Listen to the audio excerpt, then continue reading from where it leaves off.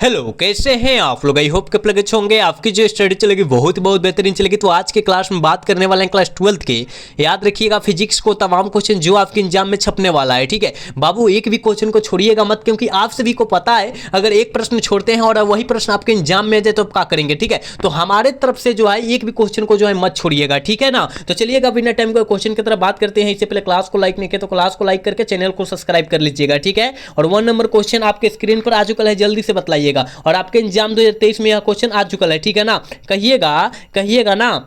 कह रहा है कि जब किसी वस्तु को आवेशित किया जाता है तो उसका द्रव्यमान क्या होता है। उसका द्रव्यमान बाबू क्या होता है, जल्दी बतलाइएगा, ठीक है। आप कहिएगा उसका द्रव्यमान बढ़ या घट सकता है। बिल्कुल ऑप्शन डी हो जाएगा, याद रखिएगा। 1 का ऑप्शन डी होगा बाबू, याद रखिएगा, ठीक है। चलिएगा अगला क्वेश्चन 2 नंबर का आंसर जल्दी से आप कर दीजिए। क्या होने वाला है कि कूलम्ब बल है। कूलम्ब बल कौन है बाबू, जल्दी बतलाने का कोशिश करेंगे। आप सभी को पता है कूलम्ब बल को हम लोग केंद्रीय बल भी कहते हैं, विद्युत बल भी कहते हैं, यानी ए और बी दोनों हो जाएगा, ठीक है ना। ऑप्शन जो बचवा सी टिकर है ना, 2 का ऑप्शन जो बचवा सी टिकर है बिल्कुल सही होगा, याद रखिएगा, ठीक है। चलिएगा अगला क्वेश्चन 3 नंबर क्वेश्चन का आंसर जल्दी से बतला दीजिएगा। कहा जरा एक आवेशित चालक की सतह के किसी बिंदु पर विद्युतीय क्षेत्र की तीव्रता क्या होती है। क्या होती है बाबू, जल्दी बतलाने का कोशिश करेंगे। ये भी 2023 में आ चुका है, ये भी 2023 में आ चुका है। आप इसको याद रखेंगे बाबू, ठीक है ना। तो सतह के लंबवत होती है। क्या होती है बाबू, सतह के लंबवत होती है। बिल्कुल ऑप्शन बी हो जाएगा, 3 का ऑप्शन बी होगा, ठीक है। चलिएगा 4 नंबर क्वेश्चन आपके स्क्रीन पर आ चुका है। कहा जा रहा है कि स्थिर विद्युतीय क्षेत्र होता है। स्थिर विद्युतीय क्षेत्र क्या होता है, जल्दी बतलाने का कोशिश करेंगे बाबू। आप सभी को पता है कि स्थिर विद्युत क्षेत्र जो होता है संरक्षित होता है। ऑप्शन ए वाला सही होगा। और ये प्रश्न जो है 2020 में भी आया है और 2023 में भी आया है। तो कहीं ना कहीं ये प्रश्न काफी ज्यादा इंपॉर्टेंट है। आप इस सारे प्रश्न को याद रखेंगे बाबू, ठीक है। चलिएगा अगला क्वेश्चन यानी 5 नंबर क्वेश्चन का आंसर जल्दी से कर लेंगे। क्या होने वाला है, निम्नलिखित में से किस राशि का मात्रक वोल्ट प्रति मीटर होता है। किस राशि का मात्रक जो होता है वोल्ट प्रति मीटर होता है बाबू, जल्दी बतलाइएगा, ठीक है। क्योंकि यह क्वेश्चन लगता है हम कम से कम 5 से 6 बार आपके बीच करा चुके हैं, ठीक है। तो आप भूलिएगा मत इस क्वेश्चन को, याद रखिएगा। विद्युत क्षेत्र की तीव्रता का जो होता है ना वोल्ट प्रति मीटर, ऐसा ही मात्रक होता है, याद रखिएगा, ठीक है। तो कहां दिया है बाबू, ऑप्शन कहां दिया है, ऑप्शन डी में दिया है। विद्युत क्षेत्र वही तो है, विद्युत क्षेत्र की तीव्रता का है या विद्युत क्षेत्र के बात सेम होता है, ठीक है। ऑप्शन डी वाला सही होगा। 5 का ऑप्शन जो बचवा डी टिक कर रहा है बिल्कुल सही होगा, ठीक है। चलिएगा बाबू अगला क्वेश्चन यानी 6 नंबर क्वेश्चन में कहा जा रहा है ना आवेशित खोखले गोले के अंदर विद्युत क्षेत्र की तीव्रता जो होती है क्या होती है। अंदर का है आवेशित खोखले, मतलब पहले ही से आवेश है और उसमें उसके अंदर जो होता है विद्युत क्षेत्र की तीव्रता जो होती है वो क्या होती है, ठीक है। कहिएगा सर 0 क्योंकि पहले ही से उसमें आवेश भरल है। और फिर पूछ रहा है अंदर क्या होगा, तब पहले ही से भरल है तो उसमें क्या जाएगा, कुछ भी नहीं जाएगा, यानी ऑप्शन बी वाला सही हो जाएगा, ठीक है। चलिएगा यहाँ 7 नंबर क्वेश्चन का आंसर जल्दी से कर दीजिए। क्या होने वाला है बाबू, ठीक है। 7 का आंसर जल्दी से कर दीजिए। क्या होने वाला है कि किसी संधारित्र की धारिता का मात्रक क्या होता है। किसी संधारित्र की धारिता का एसआई मात्रक जो होता है बबुआ वो फैराड होता है, यानी ऑप्शन सी सही होगा। और वोल्ट जो होता है विभवांतर या विभव का एसआई मात्रक होता है। न्यूटन जो होता है बल का एसआई मात्रक होता है। एम्पियर जो होता है धारा का एसआई मात्रक होता है। आप सारे क्वेश्चन को याद रखेंगे बाबू, ठीक है। चलिएगा अगला क्वेश्चन 8 नंबर क्वेश्चन में कहा जा रहा है ना किसी पदार्थ का परावैद्युत नियतांक हमेशा अधिक होता है। हमेशा अधिक होता है, कितना से अधिक होता है, यह क्वेश्चन हम कई बार आपको बतला चुके हैं बाबू। यह जो है 1 से अधिक होता है, ठीक है ना। ऑप्शन सी सही हो जाएगा, 8 का ऑप्शन सी होगा, याद रखिएगा, ठीक है। चलिएगा अगला क्वेश्चन यानी 9 नंबर क्वेश्चन में कहा जा रहा है ना ध्रुवन का परिणाम निर्भर करता है। किस पर करता है, ध्रुवन का परिणाम जो होता है बाबू वो किस पर निर्भर करता है, जल्दी से बतला दीजिए। क्या होना होगा आंसर, ठीक है। आप कहिएगा यह जो है ना यह जो है ध्रुवीय स्थितिज ऊर्जा पर भी करता है, उष्मीय ऊर्जा पर भी करता है, मतलब ए और बी दोनों हो जाएगा, ठीक है। 9 का ऑप्शन जो बचवा सी टिक कर रहा है ना बिल्कुल सही होगा बाबू, याद रखिएगा, ठीक। चलिएगा 10 का आंसर जल्दी से बतलाइएगा। क्या होने वाला है, कहा जाए जब ताप में वृद्धि होती है तब चालक का प्रतिरोध क्या होता है। जब ताप में वृद्धि होगा तो चालक का प्रतिरोध अपरूपी जो होगा ये क्या होगा, बढ़ेगा, पता है ना, बढ़ेगा, इंक्रीज होगा। ऑप्शन सी सही होगा, ठीक है। 10 का ऑप्शन सी होगा, याद रखिएगा। चलिए बबुआ अगला क्वेश्चन 11 का आंसर जल्दी से कर दीजिए। क्या होने वाला है, कहा जा रहा है कि विद्युतीय परिपथ के किसी बिंदु पर सभी धाराओं का बीजगणितीय योग जो होता है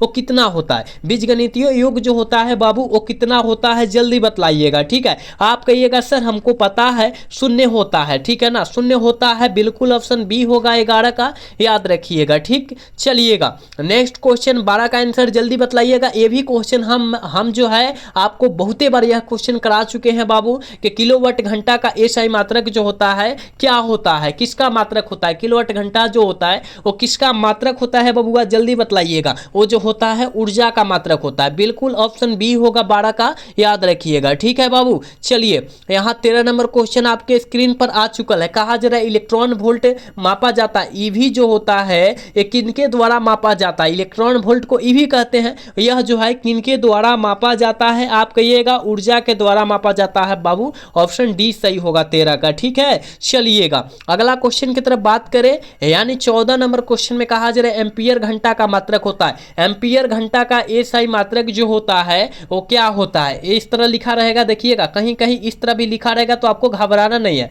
एम्पियर घंटा ही होता है इसका मतलब। ठीक है बाबू, तो आप कहिएगा आवेश का एसआई मात्रक जो होता है एम्पियर घंटा होता है। ठीक है ना, यानी ऑप्शन बी सही होगा, याद रखिएगा। एक बार सारे बच्चे क्लास को लाइक करके चैनल को सब्सक्राइब कर लेंगे। बाबू आप लोग क्लास को लाइक नहीं कर रहे हैं, मजा नहीं आ रहा है क्लास कराने में, ठीक है ना, तो आप सबसे रिक्वेस्ट है कि क्लास को लाइक कर लीजिए, चैनल को सब्सक्राइब कर लीजिए। ठीक, चलिएगा यहाँ 15 नंबर क्वेश्चन में कहा जा रहा है ना, एक समान आवेश में चलयमान आवेश उत्पन्न होता है। एक समान आवेश में चलयमान आवेश उत्पन्न होता है, किनके उत्पन्न होता है, किनके बराबर उत्पन्न होता है, किसके समान उत्पन्न होता है? तो विद्युत चुंबक के समान उत्पन्न होता है। बिल्कुल ऑप्शन बी हो जाएगा, याद रखिएगा 15 का ऑप्शन बी होगा, याद रखिएगा। ठीक है, चलिएगा अगला क्वेश्चन 16 का आंसर जल्दी बतलाइएगा बाबू, क्या होने वाला है कि एक गैल्वेनोमीटर को वोल्ट मीटर में परिवर्तित किया जाता है, तो जोड़ना चाहिए, किया जा सकता है तो उसे हम लोग किस क्रम में जोड़ेंगे? ठीक है ना, याद रखिएगा गैल्वेनोमीटर कह रहा है बाबू, आप कहिएगा ना श्रेणी क्रम में और उच्च प्रतिरोध में जोड़ेंगे तभी तो हमको वोल्टेज जो है मिलेगा, यानी ऑप्शन क्या होगा? बी होगा। ठीक है ना, यानी 16 का ऑप्शन बाबू बी होगा, याद रखिएगा। ठीक है, हम जो क्वेश्चन करा रहे हैं बबुआ उस क्वेश्चन को आप किसी भी हाल में और किसी भी स्थिति में याद रखिएगा, तभी तो आपके एग्जाम में आएगा तो मार पाएंगे। ठीक है ना, याद रहेगा तभी ना वहां मारेंगे, तो आपको याद रखना होगा। ठीक है, कहा जा रहा है जब किसी एमीटर को शंट किया जाता है तो इसका माप सीमा जो होती है वो क्या हो जाती है? ठीक है, शंट किया जाता है तो इनकी माप सीमा जो हो जाएगी बाबू ना वो इंक्रीज होगी, मतलब बढ़ेगी। ठीक है, यानी ऑप्शन ए वाला सही होगा। 17 का ऑप्शन जो बचवा ए टिक कर रहा है ना, बिल्कुल सही होगा, याद रखिएगा। चलिएगा अगला क्वेश्चन 18 का आंसर जल्दी से कर दीजिए। कहा जा रहा है कि विद्युत चुंबकीय प्रेरण की घटना की खोज की गई थी। खोज जो है किनके द्वारा की गई थी? विद्युत चुंबकीय प्रेरण की खोज किनके द्वारा, किन वैज्ञानिक के द्वारा किया गया था? आपको एक फैराडे के द्वारा किया गया था, बिल्कुल ऑप्शन ए हो जाएगा 18 का, याद रखिएगा। ठीक है, चलिएगा यहाँ 19 नंबर क्वेश्चन आपके स्क्रीन पर आ चुका है। कहा जा रहा है डायनोमो के कार्य सिद्धांत आधारित होता है।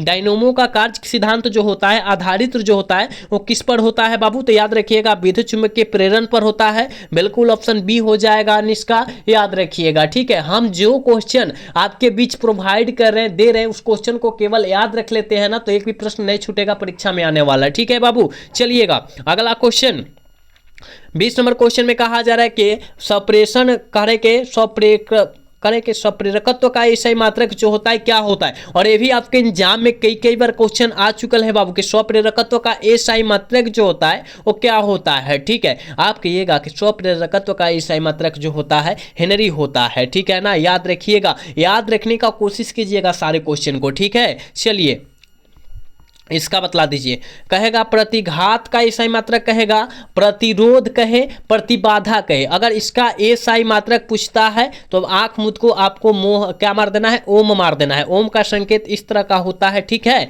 यानी ऑप्शन ए में दिया है बाबू, ऑप्शन ए सही होगा 21 का। ठीक है, चलिएगा अगला क्वेश्चन 20 नंबर क्वेश्चन में कहा जा रहा है कि तप्त तार एमीटर मापता है प्रतिवर्ती धारा का। प्रतिवर्ती धारा का यह क्या मापता है बाबू? आप कहिएगा मूल और औसत धारा का मान को मापता है, यानी ऑप्शन सी वाला सही होगा। 22 का ऑप्शन जो बचवा सी टिक कर रहा है ना, बिल्कुल सही होगा, याद रखिएगा। यही क्वेश्चन लड़ने वाले हैं आपके एग्जाम में, आप इस सारे क्वेश्चन को याद रखेंगे। चलिएगा, यहाँ 23 नंबर क्वेश्चन में बाबू कहा जा रहा है कि वह यंत्र जो यांत्रिक ऊर्जा को विद्युत ऊर्जा में बदलता है क्या कहलाता है। देखिए, यांत्रिक ऊर्जा को किस में, विद्युत ऊर्जा में, ठीक है। तो देखिए, जब यांत्रिक ऊर्जा को विद्युत ऊर्जा में बदलता है तो ये डायनेमो है, ठीक है। जब विद्युत अगर कहे बाबू, अगर विद्युत ऊर्जा कहे, ठीक है, विद्युत ऊर्जा को याद रखिएगा, अगर विद्युत ऊर्जा को यांत्रिक ऊर्जा में बदलता है, क्या में बाबू, यांत्रिक ऊर्जा में बदलता है, यांत्रिक ऊर्जा में बदलता है, तो याद रखिएगा उसे हम लोग मोटर कहते हैं, ठीक है। याद रखने का कोशिश कीजिएगा, विद्युत ऊर्जा को याद रखिएगा यांत्रिक ऊर्जा में बदलेगा उसे हम लोग मोटर कहेंगे, और जब यांत्रिक ऊर्जा को विद्युत ऊर्जा में बदलता है तो उसे डायनेमो कहते हैं, ठीक है। यानी ऑप्शन सी वाला सही होगा 23 का, ठीक है बाबू। चलिएगा, यहाँ जल्दी बतला दीजिएगा 24 का आंसर क्या होने वाला है कि विद्युत चुम्बकीय फ्लक्स का एसआई मात्रक जो होता है वो क्या होता है। फ्लक्स का एसआई मात्रक बाबू क्या होता है, आप कहिएगा ना, वेबर, वेबर WV से सूचित करते हैं वेबर को, ठीक है। ऑप्शन बी सही होगा 24 का, ठीक। चलिएगा, यहाँ 25 नंबर क्वेश्चन में कहा जा रहा है ना कि कुछ पदार्थों की अपेक्षित चुंबकशीलता 1 से कम है तो उसकी चुंबकीय प्रवृत्ति क्या होगी। उसकी चुंबकीय प्रवृत्ति जो हो जाएगी बाबू वो क्या हो जाएगी, जल्दी बतला दीजिएगा। आप कहिएगा ऋणात्मक हो जाएगी, क्या बाबू, ऋणात्मक। याद रखिएगा, ऋणात्मक मतलब कम होता है ना, माइनस माइनस जिसमें लगता है उसे ऋणात्मक कहते हैं। ऑप्शन डी सही होगा, ठीक है। चलिएगा, इसका आंसर बतलाइएगा, क्योंकि यह भी क्वेश्चन हम कई बार बतलाए हैं और इसके उदाहरण के साथ भी बतलाए हैं कि देखिए, लोह चुंबकीय कार्य के लोहा का परमाणु है, लोहा परमाणु क्या है, तो लोहा जो होता है, लोहा, निकेल, कोबाल्ट, ठीक है, ये जो होता है ना लोह चुंबकीय पदार्थ का उदाहरण होता है, याद रखिएगा। यानी ऑप्शन सी में दिया है, ऑप्शन सी होगा 26 का, याद रखिएगा आप, ठीक है। चलिएगा, 27 नंबर क्वेश्चन में कहा जा रहा है बबुआ, कहा जा रहा है ना कि निम्नलिखित में से किसकी चुंबकशीलता अधिक होगी। किसकी चुंबकशीलता जो होती है बाबू वो अधिक होती है, ठीक है। आप कहिएगा लोह चुंबकीय पदार्थ की चुंबकशीलता जो होती है अधिक होती है। ऑप्शन सी सही होगा, 27 का ऑप्शन सी होगा, याद रखिएगा, ठीक है। चलिएगा, 28 का आंसर जल्दी बतलाने का कोशिश करेंगे। चुंबकीय क्षेत्र के चुंबक करे के पृथ्वी के चुंबकीय ध्रुव पर नमन कोण का मान कितना होता है। ये भी हमने क्वेश्चन कई बार आपको बतलाया कि जब नमन कोण का मान कर दिया 90 डिग्री मार दीजिएगा, ठीक है। यानी ऑप्शन बी वाला सही होगा, 28 का ऑप्शन बी होगा, याद रखिएगा। चलिएगा, अगला क्वेश्चन 29 का आंसर जल्दी बतलाइएगा। निम्नलिखित में से सबसे अधिक आवृत्ति की